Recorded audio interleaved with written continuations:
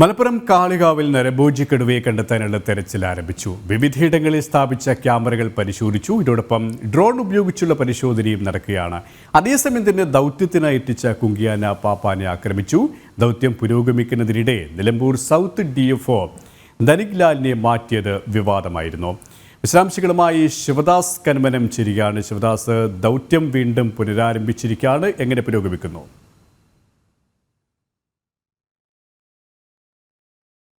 മലപ്പുറം കാളികാവിലെ നരഭോജി കടുവയെ കണ്ടെത്താനുള്ള തെരച്ചിലാണ് പുനരാരംഭിച്ചിരിക്കുന്നത്. കഴിഞ്ഞ ദിവസങ്ങളടക്കം തെരച്ചിൽ നടത്തിയിരുന്നെങ്കിലും കടുവയെ കണ്ടെത്താൻ സാധിച്ചിരുന്നില്ല.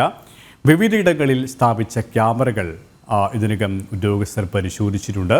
ഇതിനോടൊപ്പം തന്നെ ഡ്രോൺ ഉപയോഗിച്ചുള്ള പരിശോധനയും നടക്കുകയാണ്. അതേസമയം തന്നെയാണ് ഈ ദൗത്യത്തിനായി എത്തിച്ച കുങ്കിയാന പാപ്പാനെ ആക്രമിച്ച ഒരു സ്ഥിതിവിശേഷമുണ്ടായിട്ട് ദൗത്യം പുരോഗമിക്കുന്നതിനിടെ നിലമ്പൂർ സൗത്ത് DFO ധനിക് ലാലിനെ സംഘത്തിൽ നിന്നും ചുമതലയിൽ നിന്നും മാറ്റിയത് ഏറെ വിമർശനങ്ങൾക്ക് ഇടവരുത്തിയിരുന്നു. ഈ വിമർശനങ്ങൾ നിലനിൽക്കുമ്പോൾ തന്നെയാണ് ഇപ്പോൾ ദൗത്യം ഇന്ന് രാവിലെ 9 മണിയോടുകൂടി പുനരാരംഭിച്ചിരിക്കുന്നത്.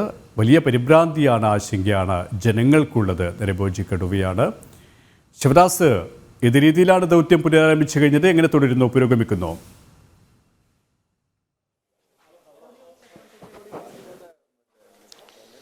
KP ദൗത്യം ഇപ്പോഴും പുരോഗമിച്ചുകൊണ്ടിരിക്കുകയാണ്. 20 പേരടങ്ങുന്ന 3 സംഘങ്ങളായിട്ടാണ് കാടിനുള്ളിൽ ഇപ്പോൾ ദൗത്യം നടന്നുകൊണ്ടിരിക്കുന്നത്. ഇത് 4ാം ദിവസമാണ് ഈ ദൗത്യം പുരോഗമിക്കുന്നത്. ഇതുവരെ കടുവയെ പിടികൂടാൻ കഴിഞ്ഞിട്ടില്ല. എന്തായാലും ജനങ്ങൾ വലിയ ആശങ്കയിൽ തന്നെയാണ്.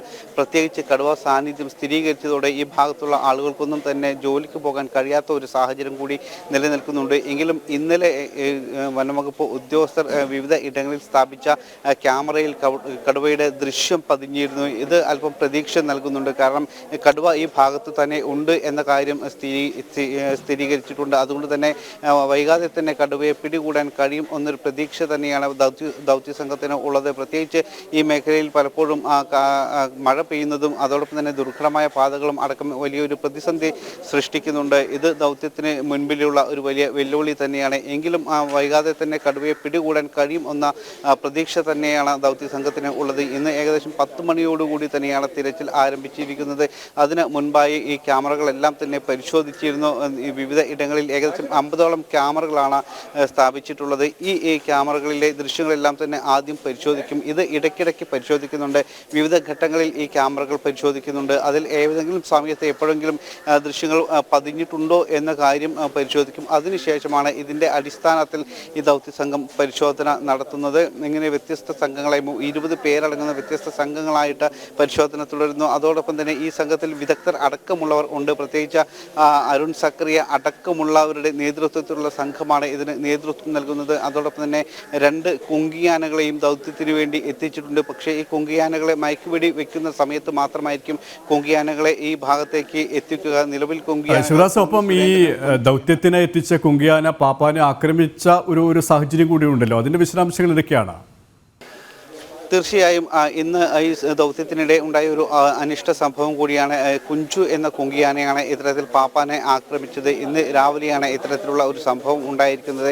ഈ പാപ്പാൻ ആനയ്ക്ക് സമീപം നിൽക്കുകയായിരുന്നു. ഈ സമയത്ത് ഈ ആന പാപ്പാനെ എടുത്ത് എറിയുകയാണ് ഉണ്ടായിരുന്നത്. പക്ഷേ നിലവിൽ പരുക്ക് ഗുരുതരമല്ല. പക്ഷേ കഴുത്തിനാണ് ആ പരിക്കേറ്റിരിക്കുന്നത്. കഴുത്തിൻ്റെ ഒരു ഭാഗത്ത് പരുക്കു ഉണ്ട്. ഈ ചന്തു എന്ന പാപ്പാനാണ് ഇത്തരത്തിൽ പരിക്കേറ്റത്. പിന്നീട് ചന്തുവിനെ വണ്ടൂരിലെ സ്വകാര്യ ആശുപത്രിയിൽ പ്രവേശിപ്പിച്ചു. നിലവിൽ പരുക്ക് ഗുരുതരമല്ല എന്നാണ് നമുക്ക് അറിയാൻ കഴിയുന്നത്. ഇത്തരത്തിലുള്ള സംഭവങ്ങൾ കൂടി ഇതിൻ്റെ ഭാഗമായി ഉണ്ട്. അതോടൊപ്പം തന്നെ മറ്റൊരു പ്രധാനപ്പെട്ട കാര്യം, കഴിഞ്ഞ ദിവസം ഇന്നലെ ഈ ദൗത്യത്തിന് നേതൃത്വം നൽകിക്കൊണ്ടിരിക്കുന്ന DFO ധനിക് ലാലിനെ സ്ഥലം മാറ്റിയിരുന്നു. തിരുവനന്തപുരത്തെ ആസ്ഥാനത്തേക്കാണ്, വനംവകുപ്പിൻ്റെ ആസ്ഥാനത്തേക്കാണ് സ്ഥലം മാറ്റിയത്. ഇതും വലിയ രീതിയിലുള്ള ഒരു പ്രതിഷേധത്തിന് ഇടയാക്കിയിട്ടുണ്ട്. പ്രത്യേകിച്ച് ഇങ്ങനെ ദൗത്യം മുന്നേറിക്കൊണ്ടിരിക്കുന്ന ഒരു ഘട്ടം കൂടിയാണ്. പ്രത്യേകിച്ച് ഇന്നലെ കടുവയുടെ ദൃശ്യങ്ങളടക്കം ക്യാമറയിൽ പതിഞ്ഞിരുന്നു.